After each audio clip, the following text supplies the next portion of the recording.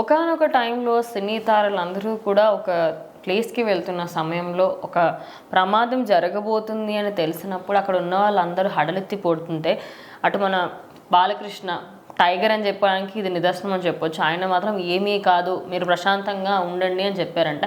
అసలు ఎక్కడ ఎప్పుడు జరిగింది ఇది? సో ఈ విషయాన్ని లేపాక్షి అనే ఒక అవార్డ్స్ ప్రోగ్రాంలో మన నటి శారద గారు అయితే చెప్పడం జరిగిందనమాట. ఒకనొక టైంలో ఒక ఫ్లైట్ యాక్సిడెంట్ జరగబోయింది. దాంట్లో చిరంజీవి గారితో సహా ఇంకా పెద్ద పెద్ద పలువురు సినీ తారలు, పెద్ద పెద్ద ఆర్టిస్టులు వీళ్ళంతా ఉన్నారు. వాళ్ళందరూ కూడా పేర్లు ఎందుకులేండి అని చెప్పి ఎవరి పేరు ప్రస్తావించకుండా వాళ్ళందరూ కూడా కంగారుతో ఇంకిదే మనం ఇక్కడితో చనిపోబోతున్నామేమో ఈ ఫ్లైట్ యాక్సిడెంట్ తర్వాత అనుకుని అందరూ ఫిక్స్ అయిపోయారంట. అయితే ఆ టైంలో మాత్రం బాలకృష్ణ గారు బయటకు దూకి మనకేం కాదు అనే విధంగా అందరికీ అది చెప్పి ఒక టెన్షన్ పడద్దని ధైర్యం చెప్పి అందరికీ స్నాక్స్ అండ్ కాఫీ టిఫిన్లు ఏవైతే ఉంటాయో అది తెప్పించి ఆ ఫ్లైట్లో అరేంజ్మెంట్స్ చేయించి అందరినీ కాసేపు దిగేదాకా ధైర్యంగా చూసుకున్నారంట.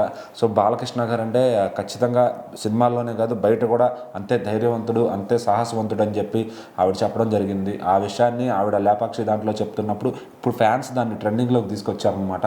సో బాలకృష్ణ అంటే ఆయన చేస్తున్న పద్మభూషణ్ వచ్చిన సందర్భంగా సో ఆయన చేసిన కొన్ని మంచి పనుల్లో భాగంగా ఈ విషయాన్ని కూడా బయటకు తీసుకొచ్చారు. సో మరి అందులో బాలకృష్ణ గారు డేరింగ్ అండ్ డాషింగ్ బిహేవియర్ గురించి ఆవిడ చెప్పడం, మరి ఆవిడ శారద గారు అంటే ఒక సీనియర్ నటి, ఆవిడకి కూడా చాలామంది ఆవిడ చెప్పే మాటలను అందరూ కూడా వింటూ ఈ యాక్సెప్ట్ చేసి ఆ వీడియోని అయితే బయటికి తెచ్చి ట్రెండింగ్ చేస్తున్నారు అనమాట. సో మరి బాలకృష్ణ గారు ఇంకా ఎన్నో చేశారు, అవన్నీ కూడా ఏవేవో వీడియోల రూపంలో బయటకు తీసుకొస్తున్నారు. సో యాజ్ ఆఫ్ నో ఇప్పుడు ఈ ఫ్లైట్ యాక్సిడెంట్ గురించి అయితే మొత్తం ట్రెండ్ అవుతుంది.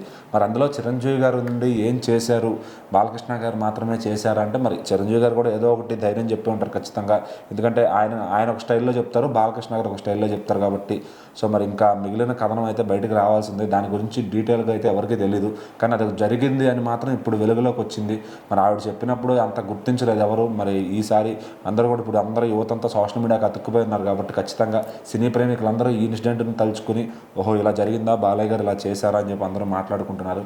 సో మరి రియల్లో కూడా డేరింగ్ అండ్ డాషింగ్ ఒక లయన్ బిహేవియర్ అని చెప్పి అందరూ ఆ పద్మభూషణ్ బాలకృష్ణ గారిని అయితే ఫుల్గా పొగుడుతూ ఉన్నారనమాట. సో చూద్దాం ఆయన చేసిన ఇంకేమేమి ఇట్లా బయటకు వస్తాయో, ఎట్లా ఎవరు తీసుకొస్తారో అని.